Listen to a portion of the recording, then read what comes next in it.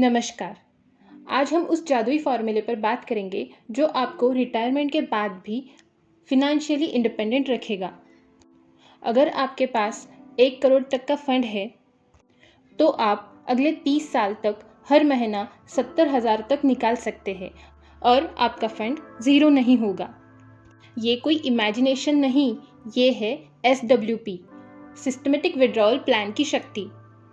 इस वीडियो में हम देखेंगे SWP FD से कैसे बेहतर है, 1 करोड़ का पूरा गणित क्या है और सबसे ज़रूरी टैक्स में सबसे ज़्यादा फ़ायदा कैसे ले।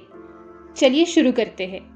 SWP को ऐसे समझिए, आपका पैसा मार्केट में लगा रहता है और आप हर महीना एक ATM से आपके ज़रूरतों के अनुसार एक फिक्स्ड अमाउंट निकालते रहते हैं। FD versus SWP। First, compounding का फ़ायदा। FD में आपको जो इंटरेस्ट मिलता है वो आपके इनकम में जुड़कर टैक्स लगता है। SWP में आपका बचा हुआ प्रिंसिपल मार्केट में लगा रहता है और कंपाउंडिंग का फ़ायदा लेता रहता है। ये ग्रोथ ही आपके पैसों को ख़त्म होने से बचाती है। सेकंड, टैक्स की बचत। FD पर मिलने वाला पूरा इंटरेस्ट आपके इनकम में जुड़कर टैक्स स्लैब के हिसाब से 30% तक टैक्स हो सकता है और SWP में 3 साल के बाद निकलने वाला पैसा लॉन्ग टर्म कैपिटल गेन के हिसाब से इंडेक्सेशन के बाद टैक्स लगता है। ये एक बहुत बड़ा फ़ायदा है जिससे आपका एक्चुअल इनकम बढ़ जाता है। Third, liquidity. FD तोड़ने पर बैंक पेनल्टी लगाती है। SWP में आपको कोई पेनल्टी नहीं लगती।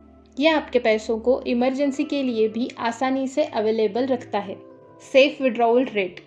अब सबसे इंटरेस्टिंग पार्ट, 1 करोड़ का फंड 30 साल तक कैसे चलेगा।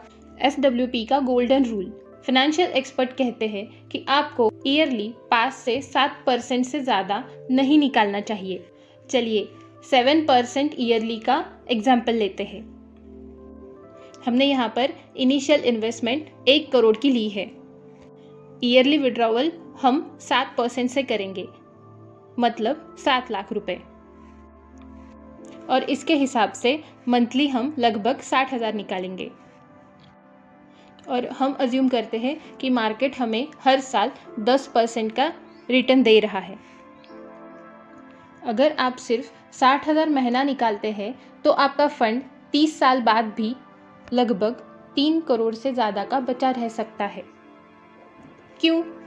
क्योंकि आपके फंड की ग्रोथ 10% से हो रही है और आप 7% से विड्रॉवल ले रहे हो। 70,000 रुपये का लक्ष्य। अगर आपको 70,000 मंथली चाहिए तो हमें थोड़ा ज़्यादा इक्विटी मतलब हाइब्रिड फंड में इन्वेस्टमेंट करनी होगी ताकि रिटर्न्स 12% के आसपास रहे। ये रिस्क बढ़ाता है, इसलिए यहाँ पर सही डिसीजन की ज़रूरत होती है। अगर आप 70 साल के हैं तो आपको ज़्यादा से ज़्यादा पैसा डेब्ट फंड में रखना चाहिए, और अगर आप 55 साल के हैं तो आप हाइब्रिड फंड में ज़्यादा पैसा रख सकते हैं ताकि ग्रोथ जारी रहे। इस वीडियो को आप अपने उन प्रियजनों के साथ शेयर करें जो अभी रिटायर्ड होने वाले हैं या फिर अभी से रिटायरमेंट प्लानिंग करना चाहते हैं।